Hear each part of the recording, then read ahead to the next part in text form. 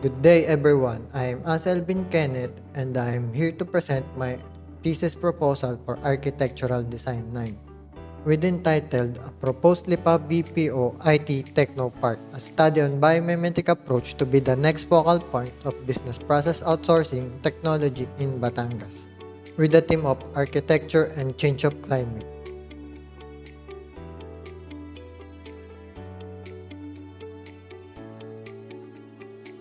As the population of the Philippines tend to grow more and more per year, the demand of job is also increasing. The unemployment rate in the Philippines are never been ending, and it is the nation's economy primary problem.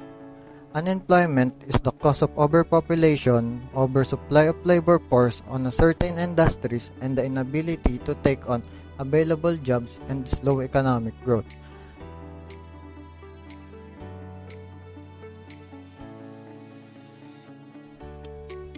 The business process outsourcing or BPO industry is one of the Philippine economy two primary legs, contributing to $26 billion to the Philippine economy in 2019.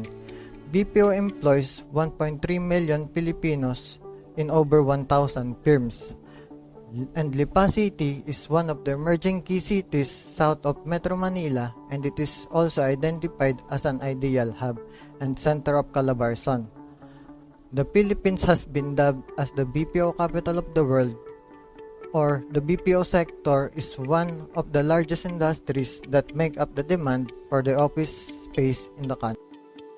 And the primary objective of the proposed project is to generate more jobs that could cater the increasing rate of unemployment in Batangas province. The client for the proposed project is Concentrix. It is a leading global provider of customer experience, solution, and technology, improving business performance for some of the world's best brands, including 100 Fortune Global 500 clients and over 125 economy clients. The proposed project was located at Barangay Balintawak, Lipa City, Batangas, and has a total lot area of 21,119 square meter, which is big enough to the proposed project. The terrain of the site was almost flat and had a good amount of existed vegetation. The site was located at the center of the city, which can be classified as the commercial zone in zoning classification. It is beside SM City Lipa and Grand Transport Terminal that is the main transportation system of the city. For the development control as planned for the proposed Lipa BPO IT Techno Park, it has a total lot area of 21,119 square meter. The total computed PSO or percentage of site occupancy is 6,430.5 square meter with a percentage of 30.5%. As well as the allowable maximum building footprint. The impervious surface area or ISA is 9,192 square meter with a percentage of 43.5%. The unpaved surface area or USA is 5,496.4 square meter with a percentage of 26%. The total open space within the lot is 14,688.4 square meter with a percentage of 69.5%. The last is the maximum allowable construction area and it is 15,622.5 square meter with a percentage of 73.9%. The whole development consists of 7 buildings. The first is the administration building. The administration building is centralized and connected to other buildings, and its primarily purpose is day-to-day activities that are related to the maintenance of office building.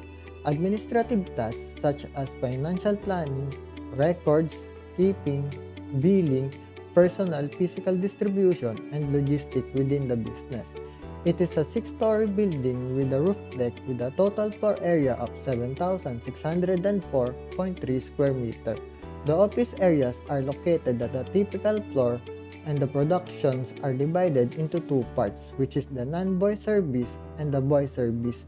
The 6th floor is where the head of the organization located as well as the executive office, supervision office, and the legal office. The next one is the office building. The whole development has a total of 3 office buildings composed of 6-story with roof deck, with a total floor areas of 10,057.6 square meter. The primary purpose of office building is to provide a workplace and working environment primarily for business purposes. The ground floor has a total floor areas of 1,284.8 square meter, and it is where the main lobby located as well as the maintenance and security department of the building. It is also have a separate rentable commercial spaces. On the upper typical floor level, it is where the workers occupy set areas with the office building and is provided with desk, PC, and other equipment. Every typical floor level have 200 working stations for call center agent with a total of 1,462.1 square meter floor areas. And the roof deck is where the air handling unit for the whole building and the solar panel located. The third one is the commercial strip mall, and it is composed of 3-story building with a total floor area of 4,181.4 square meter. Commercial strip malls are a shopping area consisting of row of stores, restaurants, and other businesses, and a place for car to park, especially along a busy road. The ground floor consists of maintenance zones, administration zone, and commercial zone. The ground floor commercial zone consists of 4 units of 25 square meters and 2 units of 180 square meter rentable space. The second floor consists of 4 units 90 square meter and 2 units 180 square meter rentable floor area. And the last is the third floor, and it consists of 8 units of 25 square meter and 4 units of 90 square meter rentable floor areas, and an outdoor dining. Design concept. Communication is the act of transferring information and ideas from one person to another, and there's a lot of way of using communication. One of the oldest method of communication is by the use of homing pigeon. Since ancient times, homing pigeon was used as a method of communication in many places around the world. Pigeons were effective as a messenger due to their natural homing abilities, and pigeon would naturally fly back to its home where the recipient could read the message. Now, in our era, phone is the most convenient way of communication, and BPO, or also known as the business process outsourcing, is the practice of constructing a specific work through a process or processes to an external provider. Based from the inspiration for the concept, the color scheme of the proposed project was inspired from the feather of a homing pigeon. By incorporating the color scheme of the homing pigeon, it was intended to go beyond the usual type of color scheme and design in Batangas province. The feather will represent the sun-shading device and will act as a shield for the interior space from the intense spec of the sun. Natural lighting, also known as daylighting, is a technique that efficiently brings natural light into your home using exterior glazing. Natural ventilation is the process of supplying air to and removing air from an indoor space without using mechanical system. Rainwater harvesting. The tank or cistern is the centerpiece of a rainwater harvesting system. It is one component that requires the most attention since it drives the efficiency of the system, but also the aesthetic of the system as well. A system of gutter and downspout direct the rainwater collected by the roof to the storage cistern. The cistern, typically located underground, may be conducted of various material including cinder block, reinforced concrete or precast concrete, fiberglass, or steel.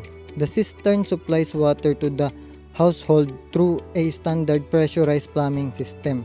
The basic water usage tab includes option for toilet flushing or consistent daily usage.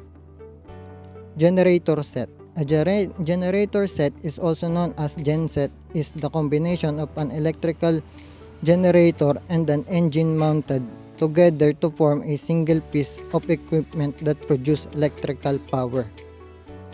Porous pavement. Permeable paving is a method of paving vehicle and pedestrian pathway to enable infiltration of stormwater runoff. Permeable pavement surfaces typically include pervious concrete, porous asphalt, paving stone, and interlocking pavers. For my design innovation, I incorporate sun shading device to eliminate and to reduce the total amount of radiation entering the room by reflection and absorption. Solar panel. It is used for collecting energy from the sun in the form of sunlight and convert it into electricity. Drywall system. It is widely used in offices and residential building for its easiness of installation. Green wall. It is a vertical built structure intentionally covered by vegetation, and the benefits of green wall is to improve the quality of your indoor air and also for aesthetic purposes. Energy harvesting tiles captures energy generated when people walk on them. They are the latest technology when it comes to energy harvesting from innovative sources. The tile transform your footstep into electricity, which can power everything from street lighting to interactive adverts. This project is biomimetic architecture. It is a contemporary philosophy of architecture that seeks solution for sustainability in nature, not by replicating the natural form, but understanding the rules governing